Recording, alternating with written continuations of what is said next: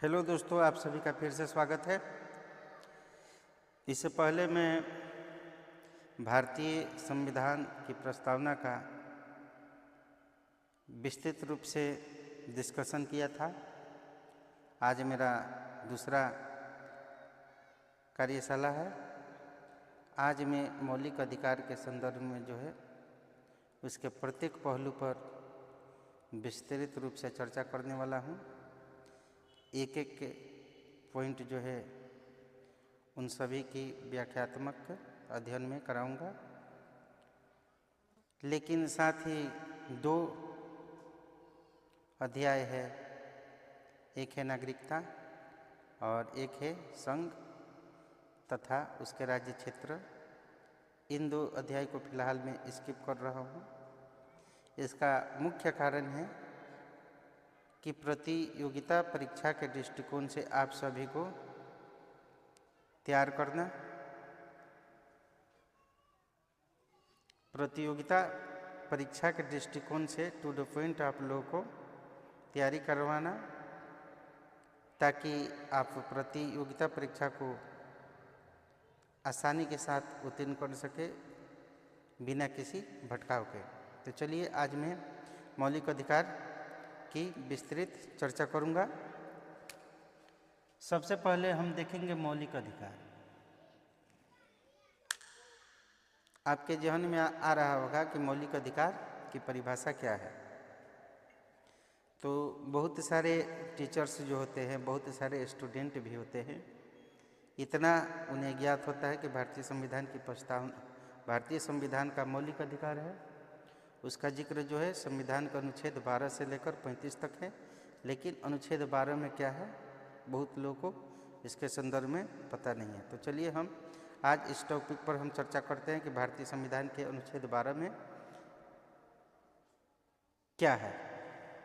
तो भारतीय संविधान का अनुच्छेद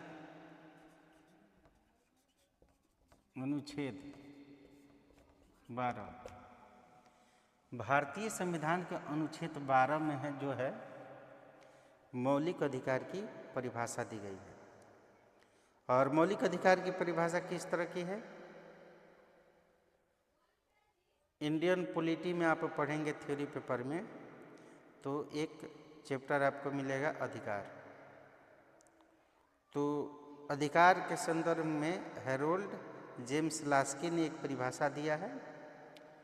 अधिकार सामाजिक जीवन की वे परिस्थितियां हैं जिनके बिना साधारणतः कोई मनुष्य अपना पूर्ण विकास अर्थात सर्वांगीण विकास नहीं कर सकता है। मौलिक अधिकार की परिभाषा भी इसी रूप में दी गई है, अर्थात मौलिक अधिकार वैसे अधिकार है जिनके बिना मनुष्य का अर्थात भारतीय नागरिक का सर्वांगीण विकास अर्थात पूर्ण विकास संभव नहीं है। तो क्या है अनुच्छेद 12 में है मौलिक अधिकार की परिभाषा दिया गया है। अब आता है अनुच्छेद 13 का भाग 1। तो मौलिक अधिकार का अनुच्छेद जो है 13 का भाग 1, इसमें कहा गया है कि यदि संसद अंधविश्वास, रूढ़िवादिता तथा अप्रगतिशीलता पर आधारित कानून का निर्माण करती है, तो सर्वोच्च न्यायालय को यह अधिकार प्राप्त है कि वह उसे निरस्त कर सकता है या अवैधानिक घोषित कर सकता है। अब हम देखेंगे मौलिक अधिकार का जो मूल अनुच्छेद आता है 14 से 18,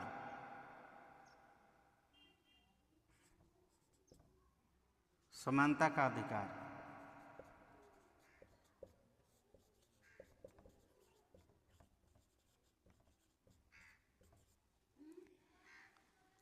तो सबसे पहले हम देखेंगे अनुच्छेद 14। अनुच्छेद 14।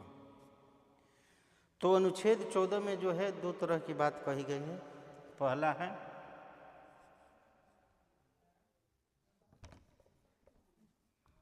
कानून के समक्ष समानता।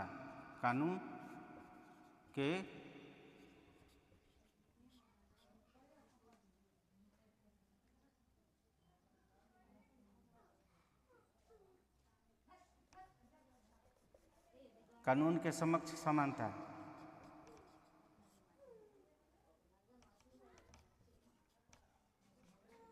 कानून के समक्ष समानता। और दूसरी बात कही गई है कानून के समक्ष संरक्षण। कानून के समक्ष संरक्षण। कानून के समक्ष समानता शब्द जो है ब्रिटिश संविधान से लिया गया है। कानून के समक्ष समानता शब्द का तात्पर्य है कि राज्य सभी नागरिकों के लिए एक समान लागू करेगी। लेकिन ये भी संभव है कि कानून सभी नागरिकों के लिए एक समान कानून तो निर्मित कर दे, लेकिन सभी व्यक्तियों पर एक समान लागू नहीं करे। इस कारण जो है कानून के समक्ष संरक्षण शब्द का प्रयोग किया गया है। कानून के समक्ष संरक्षण शब्द का तात्पर्य है कि राज्य सभी व्यक्तियों के लिए एक समान कानून तो निर्मित करेगा ही, लेकिन सभी व्यक्तियों पर एक समान रूप से कानून लागू करेगा। कानून के समक्ष संरक्षण शब्द जो है संयुक्त राज्य अमेरिका के संविधान से लिया गया है। और उसके बाद अब देखेंगे अनुच्छेद 15। अनुच्छेद 15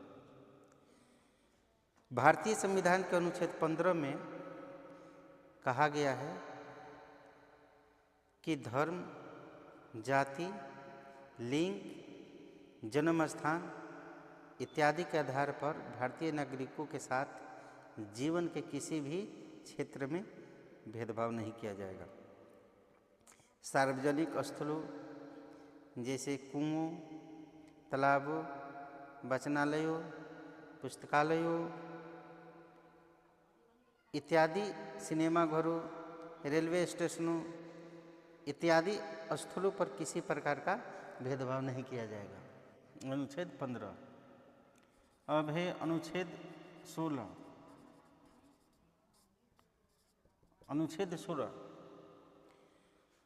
के अंतर्गत लोक नियोजन में अवसर की समानता शब्द की बात कही गई है, अर्थात लोक नियोजन में अवसर की समता। यानी कि सरकारी बहाली में लोक नियोजन का जो है सार्वजनिक क्षेत्र कहते हैं, यानी कि पब्लिक सेक्टर। भारतीय संविधान के अनुच्छेद 16 में लोक नियोजन के संदर्भ में अवसर की समता प्रदान की गई है। यानी सरकारी नौकरियों में लोक नियोजन का अर्थ होता है सरकारी नौकरी या सार्वजनिक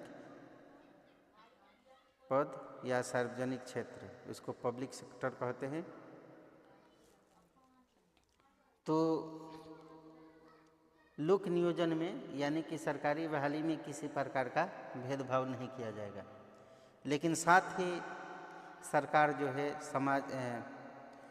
सरकार जो है अनुसूचित जातियों, अनुसूचित जनजातियों, पिछड़े वर्गों इत्यादि के लिए आरक्षण की व्यवस्था कर सकता है।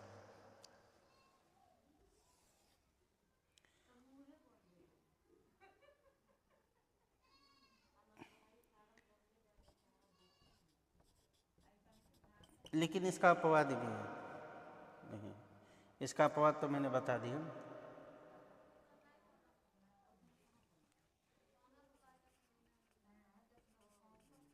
अनुच्छेद है 17।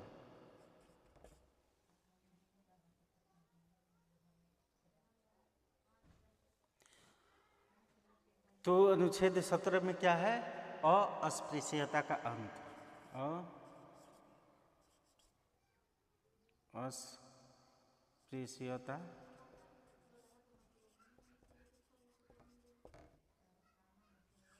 अस्पृश्यता का अंत। अस्पृश्यता का अर्थ है कि छुआछूत को बढ़ावा नहीं देना है, ठीक ना। यदि कोई भी व्यक्ति जो है छुआछूत को बढ़ावा देता है और अस्पृश्य मानता है, यानी कि अछूत मानता है किसी व्यक्ति को, तो भारतीय संविधान के अनुच्छेद 17 के तहत उसे दंड का प्रावधान किया गया है। और उसके बाद है अनुच्छेद 18। अनुच्छेद 18, अनुच्छेद 18 के तहत जो है विभिन्न ब्रिटिशकालीन उपाधियों का अंत कर दिया गया है, जैसे केसरे हिंद, सर, नाइटहुड, राय बहादुर, राय राया इत्यादि जो ब्रिटिशकालीन उपाधियाँ थी उनका अंत कर दिया गया है। साथ ही यह बात कही गई है कि राज्य जो है केवल सैनिक उपाधियाँ प्रदान कर सकता है। शैक्षणिक उपाधियाँ प्रदान करने का अधिकार जो है शैक्षणिक संस्थानों को है। जैसे डॉक्टरेट की उपाधि जो है विभिन्न विश्वविद्यालयों द्वारा प्रदान की जाती है। और उसके बाद है अनुच्छेद 19। तो भारतीय संविधान के अनुच्छेद 29 में प्रारंभ में जो है शुरू में 7 तरह की स्वतंत्रता की बात कही गई थी, लेकिन संविधान के 44वें संशोधन अधिनियम 1978 ईस्वी के तहत जो है संपत्ति के अधिकार को मौलिक अधिकार की सूची से निकाल दिया गया। वर्तमान समय में जो है वह एक वैधानिक अधिकार मात्र रह गया है।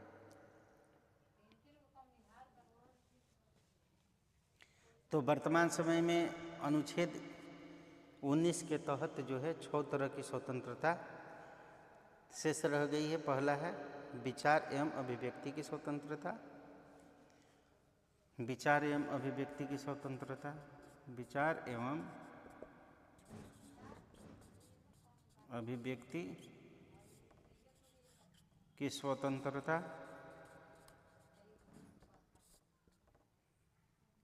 और दूसरा है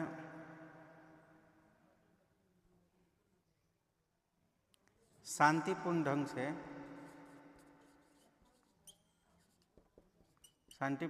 से सभा एवं सम्मेलन बुलाने की स्वतंत्रता।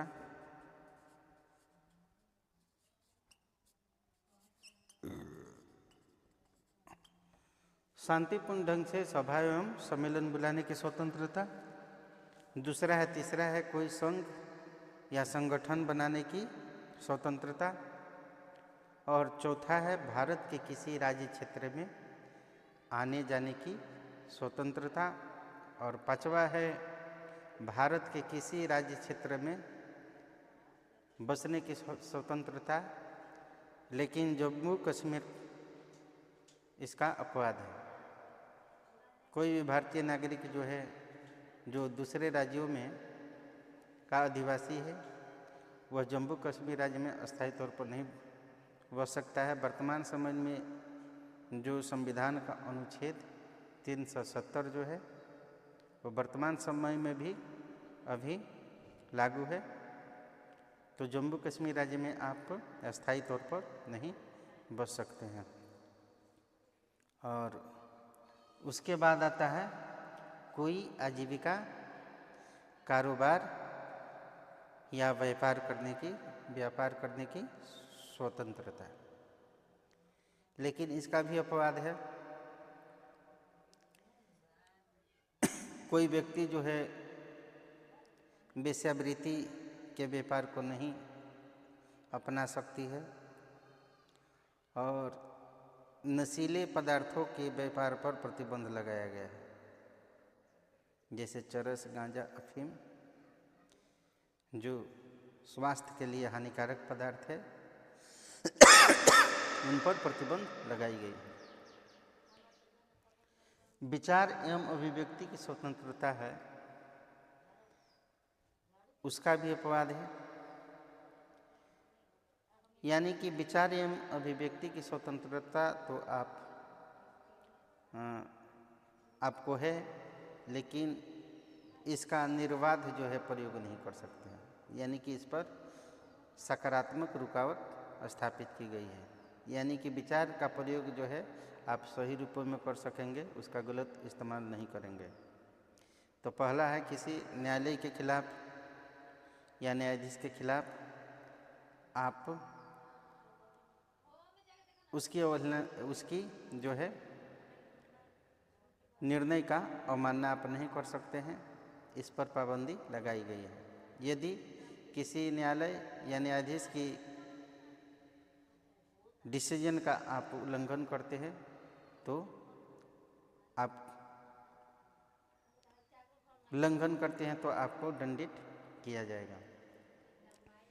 साथ ही विदेशी राष्ट्र जो है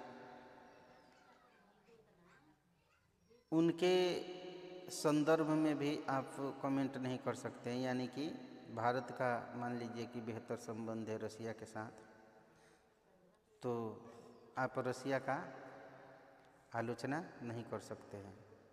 ऐसा वैदेशिक संबंधों को ध्यान में रखकर ऐसा प्रतिबंध लगाया जाता है। तो वैदेशिक संबंधों को ध्यान में रखकर आपकी विचार एवं अभिव्यक्ति की स्वतंत्रता पर रोक लगाई जा सकती है। अब विदेशी सरकार की अवहेलना या आलोचना नहीं कर सकते हैं, ऐसा अगर भारत सरकार चाहती है। अब देखेंगे अनुच्छेद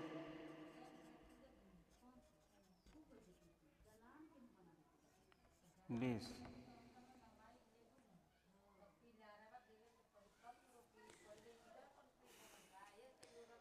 अनुच्छेद 20 में कहा गया है कि किसी व्यक्ति को एक जुर्म के लिए एक से अधिक बार सजा नहीं दिया जा सकता है।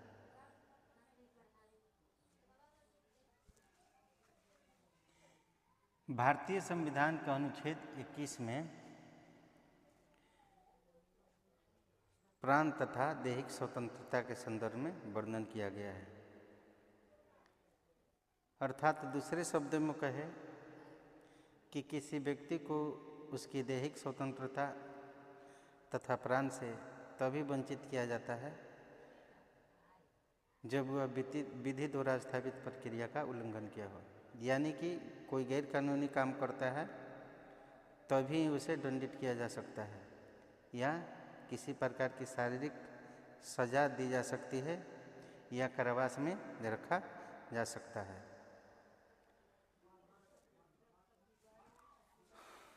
संविधान के 86वें 86 संशोधन अधिनियम 2002 के तहत 86 संशोधन 2026 भी 86 संशोधन 2006 के तहत जो है शिक्षा के अधिकार को जो है जीवन की स्वतंत्रता माना गया है। इस अधिनियम के तहत जो है 6 साल से 14 साल के बच्चों के लिए जो है निःशुल्क शिक्षा की व्यवस्था की गई है। सरकारी विद्यालयों में निःशुल्क शिक्षा की व्यवस्था की गई है।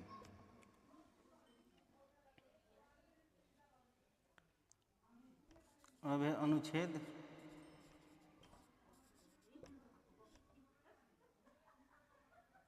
22 निवारक निरोध से रक्षा।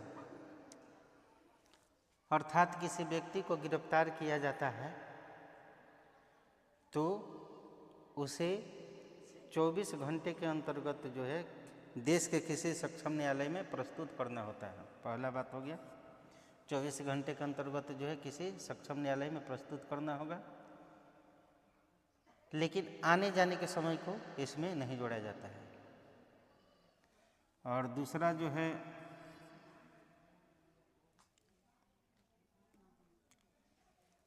किसी व्यक्ति को गिरफ्तार किया जाता है तो उसका गिरफ्तारी का कारण बताना पड़ेगा।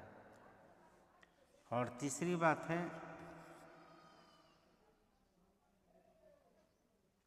गिरफ्तार व्यक्ति को अपने पक्ष रखने के लिए सरकारी पक्ष रखने के लिए वकील रखने तथा उसे सलाह लेने का अधिकार दिया गया है। तीसरा है कोई व्यक्ति कानूनी सलाह ले सकता है, इसमें किसी प्रकार का बाधा उत्पन्न नहीं किया जाएगा। अब है अनुच्छेद 23।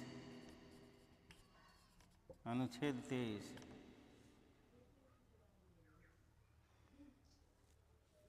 एवं 24। अनुच्छेद 23 और 24 जो है इसे शोषण के विरुद्ध अधिकार के नाम से जाना जाता है।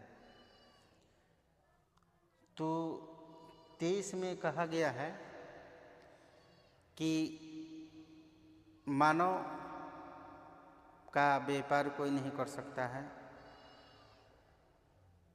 तस्करी नहीं कर सकता है,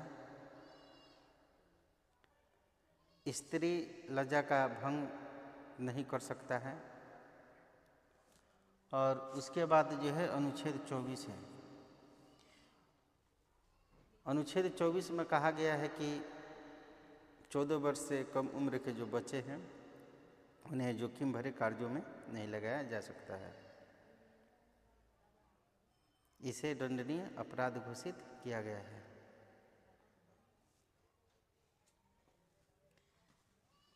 अब देखेंगे धार्मिक स्वतंत्रता का अधिकार। धार्मिक स्वतंत्रता का अधिकार।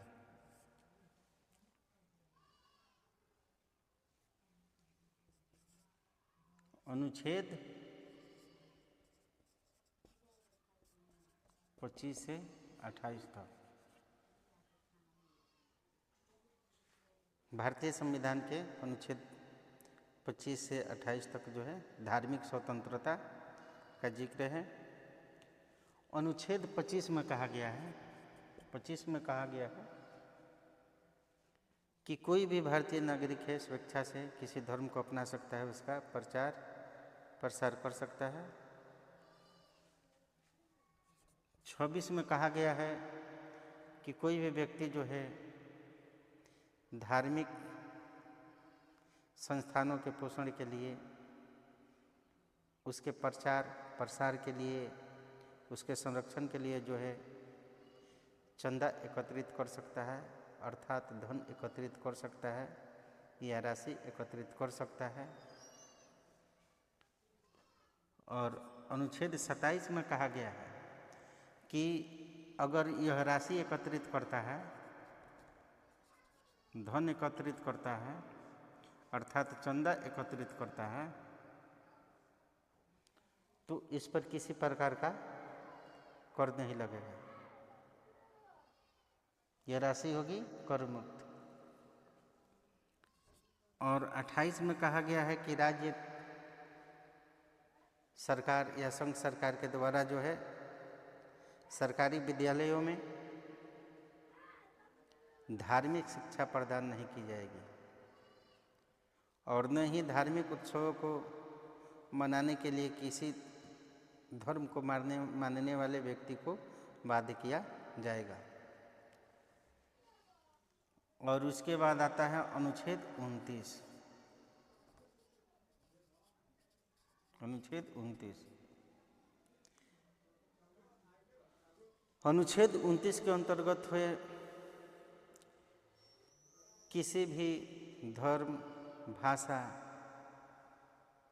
के लोगों के लिए है, वे अपनी भाषा लिपि तथा संस्कृति के संरक्षण के लिए जो है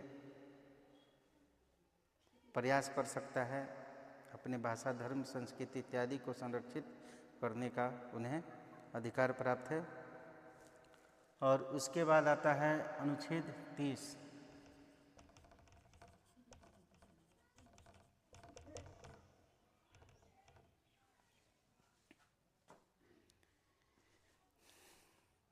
अनुच्छेद 30 में कहा गया है कि सरकार जो है धार्मिक संस्थानों को अनुदान देने में किसी प्रकार का भेदभाव नहीं स्थापित करेगा।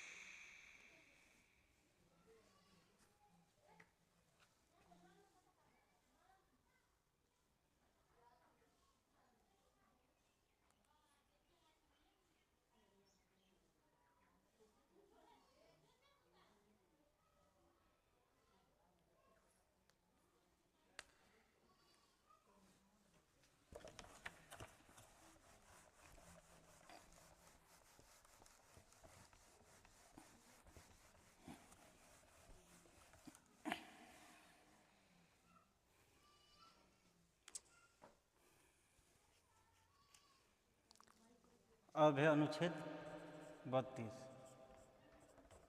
अनुच्छेद 32 संवैधानिक उपचारों का अधिकार।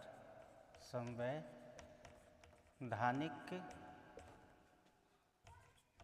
उपचारों का अधिकार। संवैधानिक उपचारों के अधिकार को ही डॉक्टर भीमराव अंबेडकर ने भारतीय संविधान की आत्मा के नाम से संबोधित किया है। तो संवैधानिक उपचारों के तहत जो है भारतीय नागरिकों को 4 तरह के रिट दायर करने की स्वतंत्रता दी गई है। पहला है परमादेश रिट और दूसरा है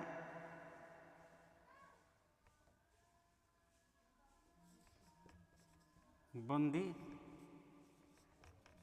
प्रत्यक्षीकरण।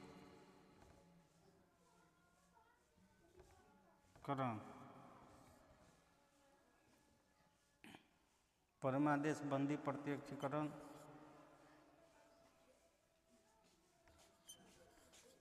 प्रतिषेध।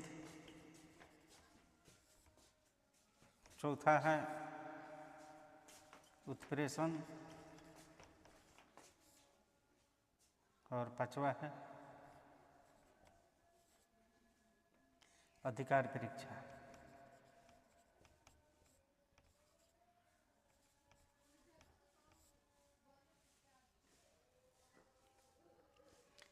परमादेश रिट जो होता है यह सर्वोच्च न्यायालय तथा उच्च न्यायालय द्वारा यानी कि सुप्रीम कोर्ट और हाई कोर्ट द्वारा जारी किया जाता है।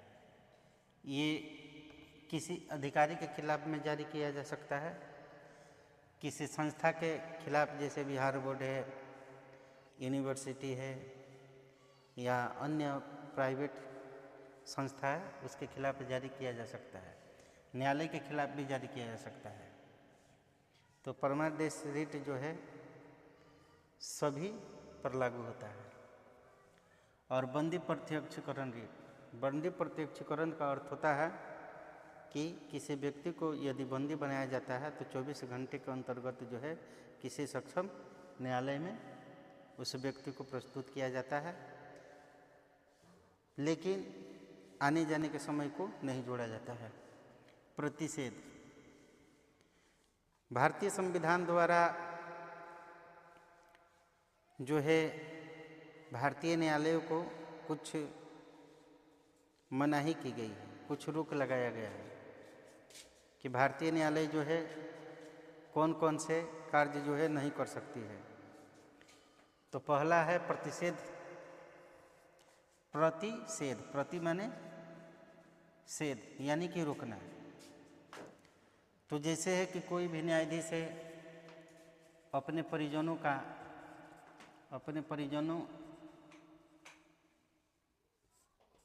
परिवार के किसी सदस्य का मुकदमा को नहीं सुन सकता है या अपने मुकदमे की सुनवाई नहीं कर सकता है। लेकिन विशेष परिस्थिति में यदि न्यायाधीशों की कमी है तो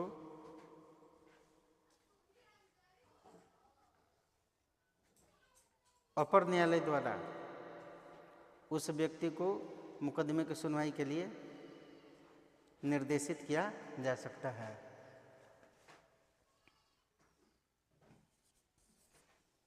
और उसके बाद आता है उत्प्रेषण। उत्प्रेषण का अर्थ क्या होता है? इसका शाब्दिक अर्थ हम नहीं समझेंगे कि उत्प्रेषण होता क्या है। जैसे बहुत सारे अधिकार जो है भारतीय न्यायालय को, लोअर कोर्ट को नहीं दिया गया है, अधीनस्थ न्यायालयों को नहीं दिया गया है।